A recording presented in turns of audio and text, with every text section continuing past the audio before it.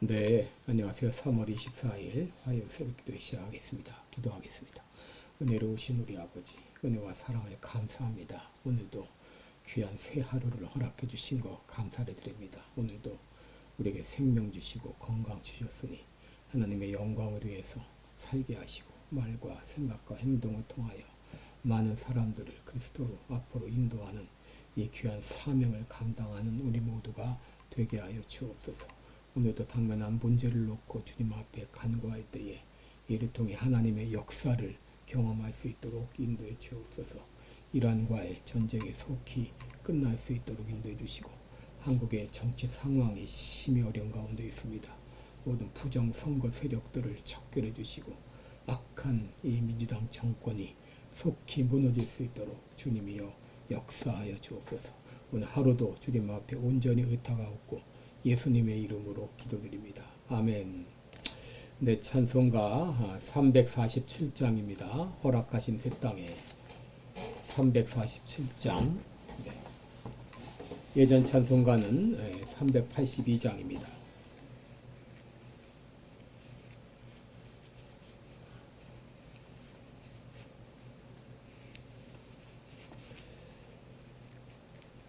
네, 허락하신 새 땅에 네.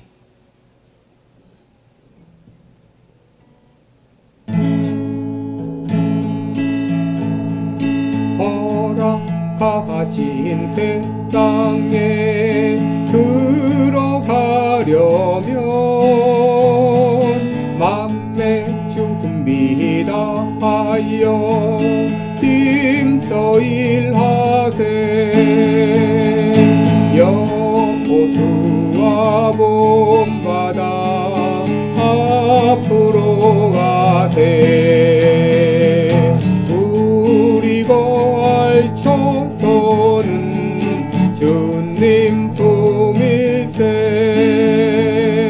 시험 만난 당해도 낙심 말고서 맘에 걱정 버리고 힘써 일하세.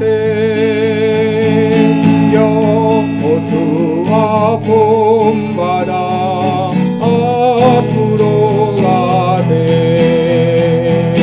우리 걸쳐서는 주님 품일세. 앞서가신 예수님 바라보면서 모두 마음을 합하여 힘써 일하세. 여호수아 본받아 앞으로 가세. 우리 걸쳐서는 주님 품일세. 일할 곳이 아직도 많이 있는데 원대하게 나가서 힘써 일하세. 여호수아 본받아 앞으로 가세. 우리 걸쳐서는 주님 품일세. 아멘. 네, 우리 오늘은 사사기 3장 12절부터 보겠습니다.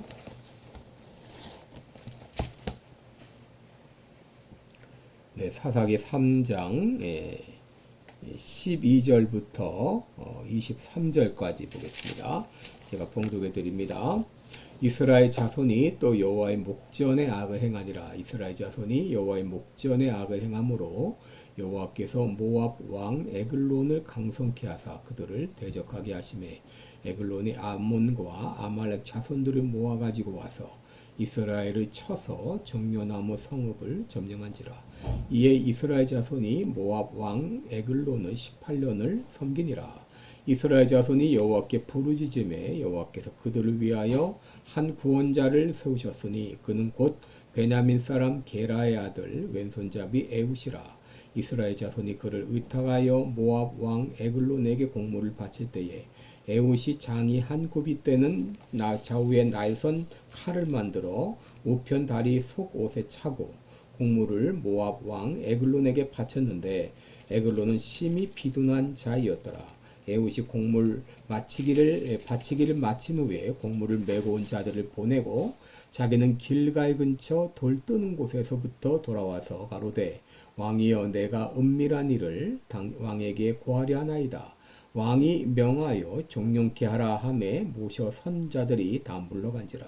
에훗이 왕의 앞으로 나아가니 왕은 서늘한 다락방에 홀로 앉아 있는 중이라. 에훗이 가로되 내가 하나님의 명을 받들어 왕에게 고할 일이 있나이다 하매 왕이 그 좌석에서 일어나니 에훗이 왼손으로 우편다리에서 칼을 빼어 왕의 몸을 찌르매 칼자루도 나를 따라 들어갔고 그 끝이 등 뒤까지 나갔고 그가 칼을 그 몸에서 빼어내지 아니하였으므로 기름이 칼날에 엉겼더라. 에훗이 현관에 나와서 다락 문들을 닫아 잠그니라. 아멘.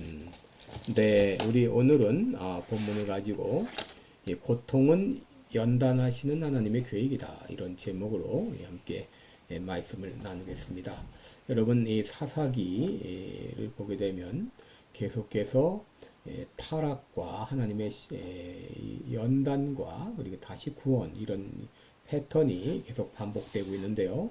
이 사사 온니엘이 죽자 이스라엘은 다시 하나님의 목전에 악을 행하기 시작했습니다. 그리고 그 죄악이 점점 강도를 더해가자 하나님께서는 그냥 보고만 계실 수가 없었습니다. 그래서 모압 왕 에글론을 통해서 이스라엘을 치게 하셨습니다. 12절에 보시면 이스라엘 자손이 또 여호와의 목전에 악을 행하니라. 이스라엘 자손이 여호와의 목전에 악을 행함으로 여호와께서 모압 왕 에글론을 강성케 하사 그들을 대적하게 하시매라고 했습니다. 여러분, 여기 여호와의 목전에라는 구절을 통해서 우리가 무엇을 배울 수 있나요? 하나님께서는 우리의 모든 것들을 다 보고 계신다고 하는 것입니다. 여러분, 이스라엘 백성들이 처음에는 두려운 마음으로 죄를 지었을 것입니다. 그러다가 차츰 죄를 짓되 대담하게 죄를 짓고 결국은 이 죄가 관영하게 되는데, 이렇게 되자 하나님께서는 이스라엘을 그냥 두실 수 없어 모압 왕 에글론을 통해 이스라엘을 대적하게 하신 것입니다. 여러분, 지금 한국의 선거가 부정선거로 지금 점철이 되고 있는데, 여러분, 특별히 2020년부터 더 아주 심각하게 이제 부정선거가 저질러졌는데, 여러분, 처음에는 굉장히 조심스러운 마음으로 했을 것입니다. 그러나 가면 갈수록 대담하게 부정선거를 획책하게 되고, 이제 와서는 선거관리관의 도장을 이제 인쇄 날리는 하는 것을 아주 법으로 규정할 정도로 이렇게 이 부정선거가 만연해지는데, 여러분, 이스라엘의 죄악이 그와 같았습니다. 그래서 하나님은 그들을 그냥 두실 수가 없어서 모압 왕 에글론을 통해서 이스라엘을 치게 하신 것이죠. 여러분, 모압이 어떤 족속입니까? 모압은 아브라함의 조카 롯의 후예로 당시 이 사해 서쪽 아르논 골짜기 북쪽 이 고원지대에 정착했던 그런 민족입니다. 어떻게 보면 이스라엘의 형제 민족이라고도 할 수 있는데, 그럼에도 그들은 오래전부터 이스라엘과 이 적대 관계를 유지했고 또 그모스라는 우상을 숭배하던 민족이었습니다. 그리고 이 모압은 한때 이스라엘의 지배를 받던 나라였는데, 그런데 하나님은 죄에 빠진 이스라엘을 이제 시험하기 위해서 모압 왕 에글론을 통해서 이제 그들을 지배하게 하신 것이죠. 이 모압 왕 에글론이 또 다른 롯의 후손인 암몬과 또 에서의 후손인 아말렉 족속과 동맹을 결속하고 이스라엘을 침공해 온 것입니다.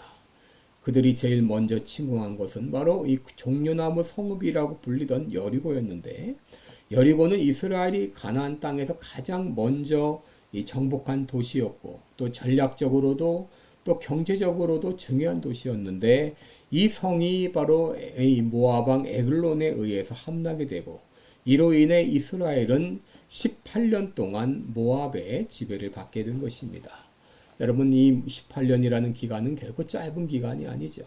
이 기간 동안 이스라엘은 종노릇하면서 많은 고통을 당했을 것입니다. 상세한 내용은 나오지 않지만 15절에 보면 이스라엘 자손이 여호와께 부르짖었다는 이 구절을 통해서 그들의 고통이 얼마나 극심했는가 하는 것을 우리는 짐작해 볼 수 있습니다. 그러나 하나님은 그들을 외면하지 않으셨습니다. 그들이 부르짖고 기도할 때 하나님은 한 구원자를 세우셨는데 그는 바로 게라의 아들 에훗이었습니다. 바로 이 에훗은 하나님께서 오래전부터 치밀하게 준비하셨던 그런 인물이었습니다. 먼저 에훗은 당시로서는 드물게 왼손잡이였습니다. 15절에 보면 그는 왼손잡이로 소개가 되어 있는데 여러분, 에훗은 베냐민 지파였습니다. 여러분, 베냐민이라는 뜻이 오른손의 아들 그런 뜻이었는데 여러분, 에훗은 이 베냐민 지파였는데 또 왼손잡이였습니다. 그런데 그가 왼손잡이였다고 하는 것이 이스라엘을 구원하는 데 결정적인 역할을 했습니다. 여러분, 당시 칼잡이들은 이제 오른손잡이가 대부분이고 보통 왼쪽 허리춤에다 칼을 차는데 반해서 이 에훗은 오른쪽 허벅지에 칼을 차고 겉옷으로 칼을 감추었기 때문에 통상적인 이 보안 검사를 통과하고 의심을 받지 않은 채 에글론 왕에게 접근할 수 있었던 것이죠. 둘째로 이 에훗은 칼을 준비했습니다. 16절에 보면 에훗이 장이 한 규빗 되는 좌우에 날선 칼을 만들어 우편다리 옷 속에 차고 그랬죠. 이 규빗이라고 하는 것은 고대 길이 단위로 약 45cm 정도 되는 길이입니다. 이 길이는 쉽게 숨길 수 있으면서도 근접 전투에 효율성을 두고 설계된 그런 양날의 칼이었습니다. 바로 이 모든 것은 그의 치밀한 계획 가운데 비롯된 것임을 알게 됩니다. 그리고 셋째로 에훗은 이 모압 왕을 암살하기 위해 치밀한 이 계획을 세웠죠. 그날은 바로 이 모압 왕에게 공물을 바치는 날이었습니다. 이 공물을 바치는 것은 연례 행사였기 때문에 그와 그의 신하들이 의심 없이 그를 맞이할 수 있었을 것입니다. 에훗은 그날 에글론에게 공물을 바쳤고 그 공물은 아마도 이 모압 왕 에글론의 마음을 흡족하게 했을 것입니다. 그리고 일단은 이 에훗은 공물을 바치고 돌아가는 척 했습니다. 그리고 먼저 공물을 메고 왔던 일행들을 다 보내어서 적들의 이 긴장을 푼 후에 다시 혼자 돌아가서 왕을 만났습니다. 19절에 보시면 왕이여 내가 은밀한 일을 왕에게 고하려 하나이다 라고 했죠. 은밀한 일이라고 하는 것은 비밀 메시지를 말합니다. 이 비밀 메시지라는 표현을 통해서 왕에게 긴박함과 중요성을 이제 전달하고 있는 것이죠. 이것은 바로 왕의 호기심을 이제 자극하기에 충분했습니다. 그리고 은밀한 일이기 때문에 왕의 신하들은 다 물러가게 했습니다. 더구나 이 당시 모압 왕은 다락방이 있었습니다. 이곳은 왕이 휴식과 이 사색을 위한 개인 공간입니다. 프라이버시한 공간입니다. 그래서 바람이 잘 통하도록 이렇게 시원하고 안전하게 여겨지던 곳인데 그가 다락방에 머물렀다고 하는 것은 완전히 무장이 해제되었음을 보여주는 것이죠.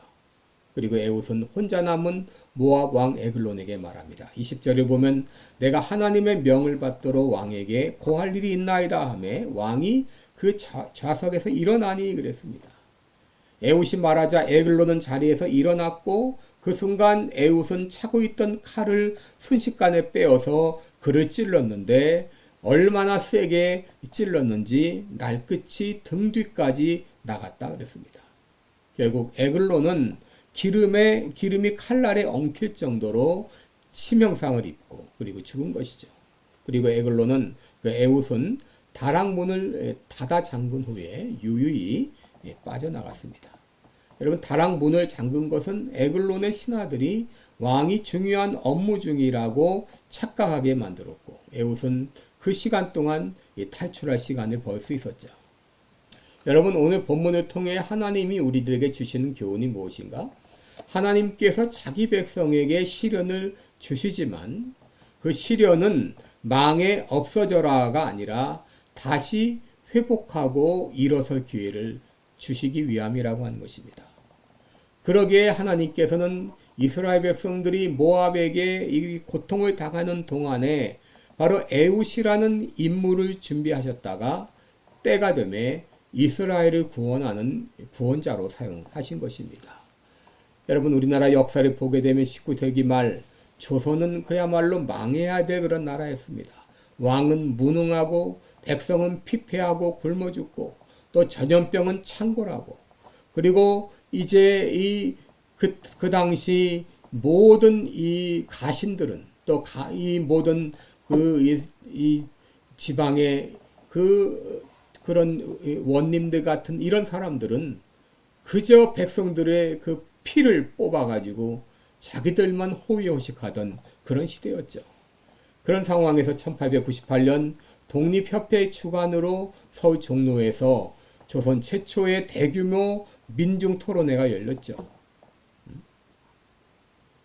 이때 열강의 이권 침탈에 맞서서 자주 독립과 자유민권 신장과 근대적 의회 정치 도입을 요구했는데, 여러분, 이 만민공동회가 고종의 반대로 무산되었죠. 그때 만일 이 고종이 그 의견을 받아들여서 의회 제도를 도입했다면 조선은 일본에 넘어가지 않았을 것입니다. 결국 이 조선은 36년간 일제 통치를 받게 되는데, 그러나 이 기간, 고통스러운 기간이었지만 조선이 대한민국이라고 하는 나라로 탈바꿈 하는 그런 계기가 된 것이죠. 특별히 이 기간 동안 하나님께서는 이승만이라는 인물을 준비시켜서 독립국 대한민국의 건국을 준비하게 하셨습니다. 이승만은 일찍이 한학을 공부하고 또 후에 배제학당을 통해서 영어와 또 서양의 새 문물을 또 접하게 하고, 특별히 한성 감옥에 갇혀있는 동안에 자유 대한민국의 기초를 세우는 독립정신이라는 이 책을 거기서 저술하게 하시고, 후에 미국에서 조지 워싱턴 대학, 또 하버드 대학, 프린스턴의 미국의 유수한 대학에서 역사와 민주주의의 모든 근간을 배우게 하심으로 대한민국이 독립되었을 때 미국식 자유민주주의의 뿌리 가운데 이렇게 민주주의 국가 대한민국이 건국되게 된 것이죠. 여러분, 이 모든 것들, 우리나라가 일제 침략을 받고 고통을 받은 것은 괴로운 순간이었지만 그 기간 또 역시 그 기간도 하나님께서 그저 고통을 통해 망하라, 그렇게 망해 없어지라, 그렇게 해서 우리에게 주신 것이 아니라 그 기간은 하나님이 우리를 더욱더 든든히 세우고자 하는 하나님의 연단의 과정이었다고 하는 것을 우리가 알게 되는 것이죠. 여러분, 고통 가운데 계시나요? 여러분, 고통은 하나님께서 우리로 하여금 망해 없어지라 하는 그런 시험이 아닙니다. 우리를 더욱더 강하게 연단하고자 하는 하나님의 계획의 일환이라고 하는 것을 여러분 기억하시고 이 시험을 잘 통과할 수 있기를 주님의 이름으로 축원합니다. 기도하겠습니다. 은혜로우신 우리 아버지, 고맙고 감사와 찬송과 영광을 돌립니다. 하나님 아버지, 하나님이 때로 우리들에게 고통을 허락하시지만 그 고통은 우리로 망해 없어지라고 주시는 것이 아니라 이 고통을 통해서 우리를 더욱더 강하게 연단하시고자 하는 하나님의 뜻인 것을 우리가 알았습니다. 지금 고통 가운데 있습니까? 기도하면서 믿음으로 이 고통 시험을 잘 이겨내므로 더욱더 강하게 훈련받는 기회가 되게 하여 주옵소서. 감사드리며 예수님의 이름으로 기도드리옵나이다. 아멘. 네, 여러분, 오늘도 복되고 은혜로운 하루 되시기를 축원합니다. 여러분들 사랑하고 축복합니다. 감사합니다.